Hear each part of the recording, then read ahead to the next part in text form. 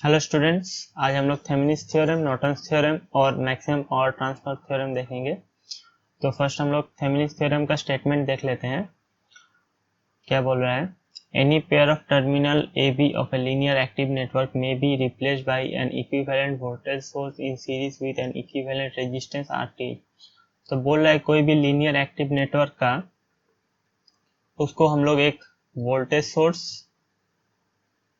Source और एक series resistance से रिप्लेस कर सकते हैं, जिसको वोल्टेज सोर्स को हम लोग VTH बोलेंगे और रेजिस्टेंस को RTH बोलेंगे। ओके, और क्या बोल रहा है? The value of VTH is called Thevenin's voltage. VTH को हम लोग बोलेंगे Thevenin's voltage. Okay, is equal to the potential difference between AB। तो जिस टर्मिनल में हम लोगों को निकालने बोलेगा उस टर्मिनल को नेम अगर AB होगा तो उसके अक्रॉस में जो वोल्टेज हमको मिलेगा उसको VTH बोलेंगे। When they are open circuited, RTH is the equivalent resistance looking into the network at AB with independent active source set to be 0 with all independent voltage source short circuited and all independent current sources are open circuited। तो इसको हम लोग एक example से समझेंगे। बोल रहा है कि सर्किट के अंदर जो वोल्टेज सोर्स होंगे RTH निकालने के लिए इंडिपेंडेंट वोल्टेज सोर्सों को हम लोगों को शॉर्ट सर्किट कर देना पड़ेगा। अगर इंडिपेंडेंट करंट सोर्स होगा उसको हमको ओपन सर्किट कर देना पड़ेगा। ओके, तो देखते हैं एक एग्जांपल थेवेनिन्स थ्योरम का। स्टेटमेंट, आप इस स्टेटमेंट को याद कर लीजिएगा, बहुत ही इंपॉर्टेंट है। तो यहाँ देखिए एग्जांपल में क्या बोल रहा है, find the Vx first finding VTH and RTH from the left. तो आपको एग्जाम में बताया जाएगा कि आप थेवेनिन्स इक्विवेलेंट सर्किट निकालिए अक्रॉस द टर्मिनल AB। तो AB जानने के लिए आपको पहले ये जो लोड रेजिस्टेंस है इसको आपको रिमूव करना पड़ेगा। उसके बाद इसके अक्रॉस में कितना वोल्टेज होगा उसको हम लोग VTH बोलेंगे, और इधर से देखने पर कितना रेजिस्टेंस होता है इंडिपेंडेंट वोल्टेज सोर्स को शॉर्ट सर्किट करने के बाद उसको हम लोग RTH बोलेंगे। तो देखते हैं क्या करते हैं। तो हम लोग फर्स्ट यहाँ का जो लोड रेजिस्टेंस है उसको हम लोगों ने रिमूव कर दिया है, और ये 30 वोल्ट है। तो यहाँ कितना वोल्टेज आएगा ये हमको देखना है। तो एज यहाँ पर ओपन सर्किट है, यहाँ से कोई करंट इधर जाएगा नहीं, इसीलिए यहाँ जो वोल्टेज है वो इक्विवेलेंट टू यहाँ जो वोल्टेज होगा वही होगा ओपन सर्किट वोल्टेज। यहाँ जो ओपन सर्किट है इसीलिए यहाँ वाला वोल्टेज होगा। तो यहाँ वाला वोल्टेज हम लोग VAB लिखते हैं, equals to voltage divider apply करेंगे 30 इंटू 6/12 प्लस 6, क्या होगा 30 इंटू 6/18। ओके, 310। तो हमारा VTH मिल गया हमको 10 वोल्ट। और एक बात बता देता हूँ, और एक बार यहाँ पर ओपन सर्किट है, मीन्स इस रेजिस्टेंस में कोई वोल्टेज ड्रॉप नहीं होगा, इसीलिए यहाँ वाला वोल्टेज जो होगा वो यहाँ वाला वोल्टेज के साथ इक्वल होगा। ओके, तो हम लोगों को VTH मिल गया है 10 वोल्ट। ओके, अब फास्ट काम हो गया। अब हम लोगों को निकालना है RTH। देखिए यहाँ पर इसका एक्सप्लेनेशन लिखा है कि notice that there is no current flowing in the resistance 4 ohm AB is open, thus there can be no voltage across the resistance। okay, so 4 ohm के across कोई रेजिस्टेंस नहीं होगा, कोई वोल्टेज ड्रॉप नहीं होगा, इसीलिए वो जो 6 ohm का जो across जो वोल्टेज होगा वही होगा। अब RTH निकालने के लिए हम लोग क्या करेंगे, हमारा जो यहाँ वोल्टेज सोर्स था 30 वोल्ट वाला उसको हम लोग शॉर्ट सर्किट कर दिए हैं, और जो लोड रेजिस्टेंस था उसको रिमूव करके इधर से हम लोग देखेंगे कि कितना रेजिस्टेंस आ रहा है। तो देखिए इधर से देखने पे ये जो है सीरीज है और ये दो पैरेलल है। तो हमारा RTH होगा 4 प्लस 12 इंटू 6/12 प्लस 6 इक्वल्स, अगर आप इसको कैलकुलेट करेंगे तो आपको 8 ओम मिल जाएगा RTH का वैल्यू। ओके, नेक्स्ट अब हम लोग क्या करेंगे, वो जो पूरा नेटवर्क था उसमें हम लोग VTH लिखेंगे जो कि हमको 10 वोल्ट मिला है, RTH लिखेंगे जो कि 8 वोल्ट मिला है। उन दोनों को सीरीज में कनेक्ट करेंगे और सिर्फ लोड रेजिस्टेंस कनेक्ट करेंगे जो कि है टर्मिनल AB। तो हम लोग को थेवेनिन इक्विवेलेंट सर्किट मिल जाएगा। ओके,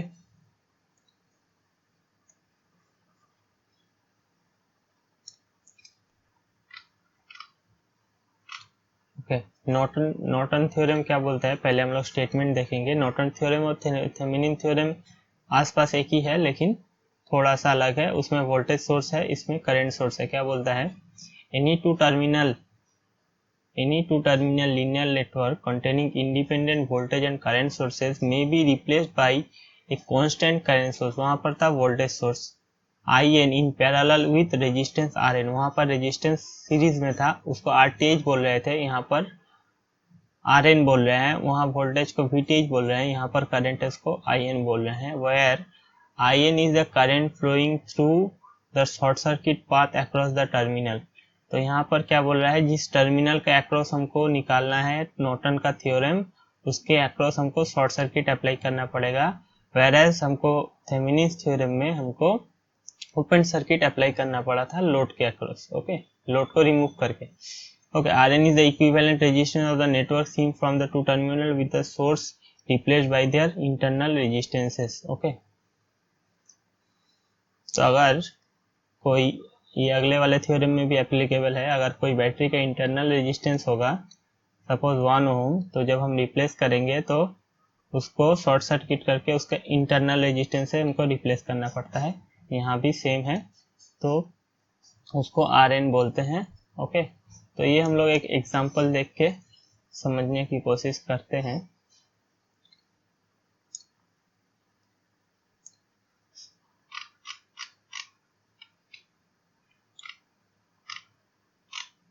अच्छा, ये देखिए, जैसे ये प्रॉब्लम है, इसमें एक इंडिपेंडेंट वोल्टेज सोर्स जो है उसका वैल्यू 50 वोल्ट है, इंडिपेंडेंट करंट सोर्स है जिसका वैल्यू 10 एम्पियर है, और हमको नॉर्टन इक्विवेलेंट सर्किट AB के अक्रॉस निकालने के लिए बोला गया है। ओके, ये भी इम्पोर्टेंट है। तो क्या करेंगे, पहले हम AB के अक्रॉस एक शॉर्ट सर्किट अप्लाई करेंगे। तो जो शॉर्ट सर्किट अप्लाई करने से इसका जो कोई यूज नहीं रह गया, क्योंकि हमको पता है करंट सिर्फ शॉर्टेस्ट पाथ से जाता है, उसके बाद यहाँ से नहीं जाएगा, इसीलिए इसको शॉर्ट सर्किट बोलते हैं। तो इसको हम रिमूव कर सकते हैं। ओके, तो देखिए नेक्स्ट वाले पिक्चर में वही किया गया है। ये जो है, ये शॉर्ट सर्किट करंट जा रहा है और जो हमारा लोड रेजिस्टेंस था उसको हम लोगों ने रिमूव कर दिया है। ओके, तो अब हमारा टारगेट क्या है, शॉर्ट सर्किट करंट IN निकालने का हमारा टारगेट है। ओके, IN का वैल्यू हमको निकालना पड़ेगा। IN कैसे निकाल पाएंगे हम लोग, हमको नोडल अप्लाई करना पड़ेगा इस पॉइंट पे। तो चलिए देखते हैं कैसे हम लोग अप्लाई कर सकते हैं। तो इस पॉइंट में हम लोग नोड वोल्टेज V1, ओके, और इसको नोड का नाम हम लोग दे देते हैं नोड D। सो eight node D applying KCL apply करेंगे, क्योंकि हम लोग नोडल अप्लाई कर रहे हैं। तो यहाँ से हम लोग I1 पकड़ लेंगे, इधर I2 और इधर I3। ओके, तो नोडल क्या बोल रहा है, यहाँ V1 मतलब I1 equals I2 plus I3। सो I1 कैसे मिलेगा, इधर से इधर करंट जा रहा है तो इधर 50 वोल्ट है, और ये हमारा रेफरेंस नोड है जो कि 0 वोल्ट है। तो 50 माइनस V1/20 इक्वल्स I2 क्या मिलेगा, V1/60। ओके, और I3 क्या मिलेगा हम लोगों को, ये डायरेक्टली 0 वोल्ट के साथ कनेक्टेड है तो V1/40। ओके,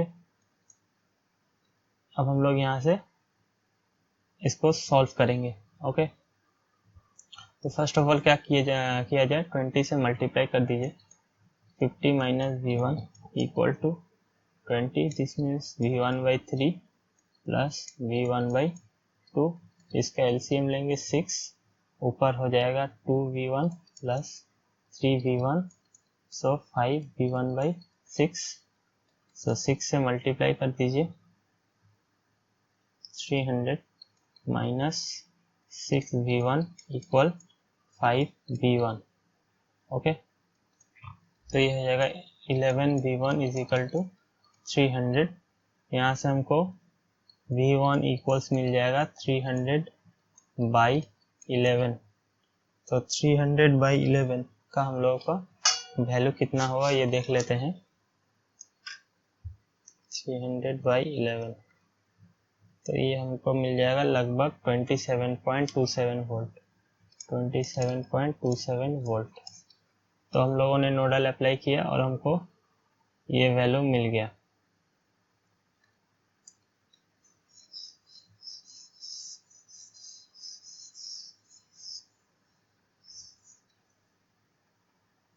ओके, तो हमको V1 का वैल्यू क्या मिला, V1 इक्वल्स 27.27 वोल्ट।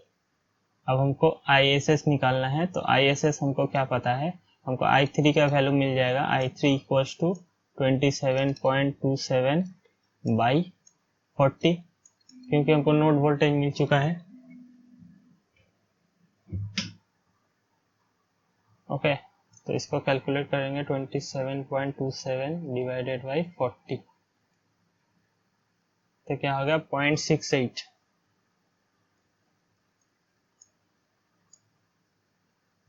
ओके, हमको ISS निकालना है, तो ISS इज इक्वल टू क्या हो गया, I10 एम्पियर। देखिए इस नोड पे 10 एम्पियर आ रहा है और I3 आ रहा है, तो 10 प्लस I3, तो 10 प्लस 0.68, तो हमारा मिल जाएगा 10.06, नहीं 10.68, वेट, इक्वल्स टू 10.68 IN। ये हमारा नोड करंट मिल गया जो कि है IN, नॉर्टन करंट मिल गया जो कि है 10.68 एम्प। और हमारा लास्ट वाले में अब हमारा टारगेट है RN निकालने का। ओके,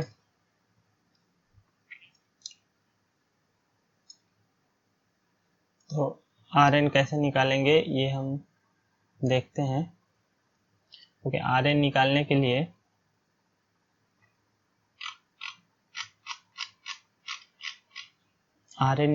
लिए हमको इसको ओपन सर्किट करना पड़ेगा, तो ये नहीं रहेगा, ये वाला नहीं रहेगा, इसको शॉर्ट सर्किट कर देना पड़ेगा।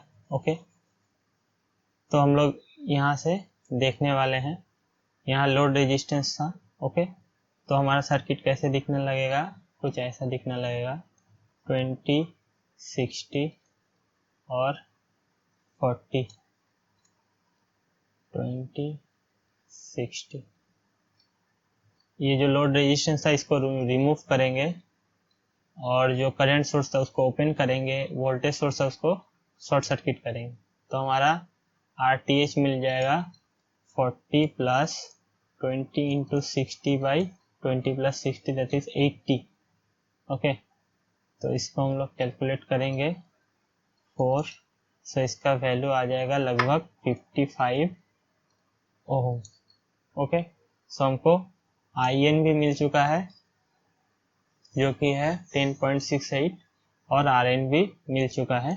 तो अब हम नॉर्टन सर्किट को डायरेक्टली ड्रॉ कर सकते हैं, जो कि है IN और उसके पैरेलल में RN और उसके पैरेलल में हमको लोड रेजिस्टेंस लगाना है। लोड रेजिस्टेंस ये है RN, ये है IN।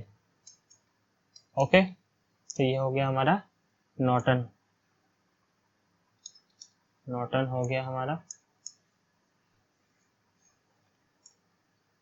इसके बाद हम लोग मैक्सिमम पावर ट्रांसफर थ्योरम देखेंगे।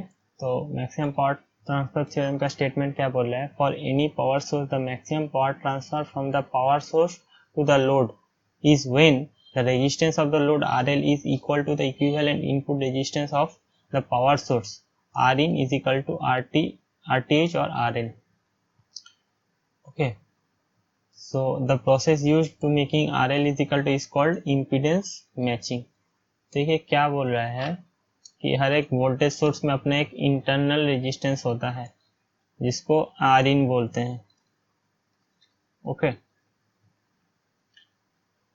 इंटरनल रेजिस्टेंस बोलते हैं। अगर हमारा लोड रेजिस्टेंस एक नेटवर्क में कनेक्टेड है तो उस नेटवर्क का जो इनपुट रेजिस्टेंस होगा, टोटल जो रेजिस्टेंस होगा, उसको हम लोग RTH, जो हम लोग प्रीवियसली सीखा थेवेनिन्स थ्योरम में, RTH के साथ इक्वल होगा जब लोड रेजिस्टेंस, तभी हम लोग मैक्सिमम पावर ट्रांसफर कर सकते हैं एक सर्किट में। ओके,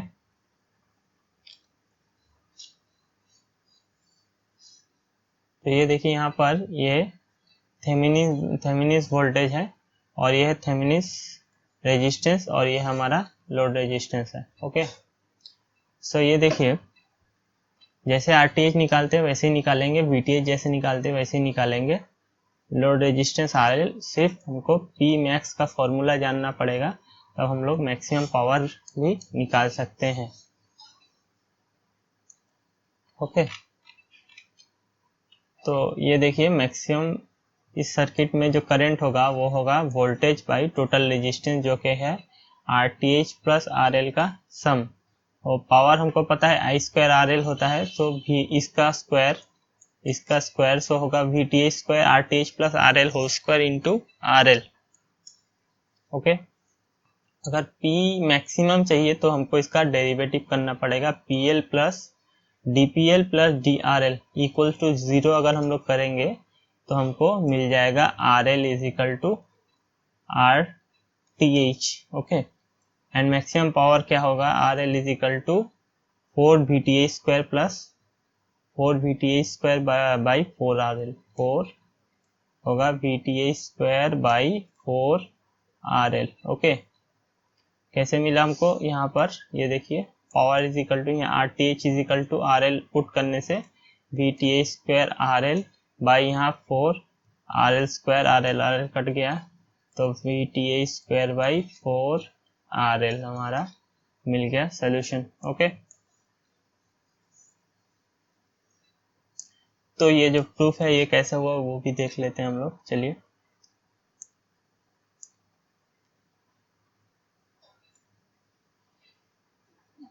ये देखिए अगर हम लोग डेरिवेटिव करते हैं इसको dPRL/dL, तो हमारा जो नीचे वाला है उसका स्क्वायर होता है और ऊपर जो है हमारा जो UV मेथड है उसमें हम लोग अगर dy/dt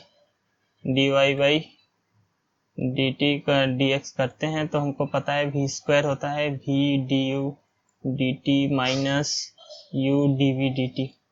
ये UV मेथड अगर आप यहाँ अप्लाई करेंगे तो आपको ये वाला चीज मिल जाएगा। उसको 0 के साथ इक्वेट जब करेंगे तो आपको RL is equal to RTH मिल जाएगा।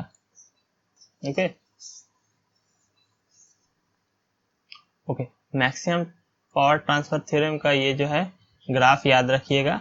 जब मैक्सिमम पावर ट्रांसफर होता है तब एफिशिएंसी जो है वो 50% होती है ओनली,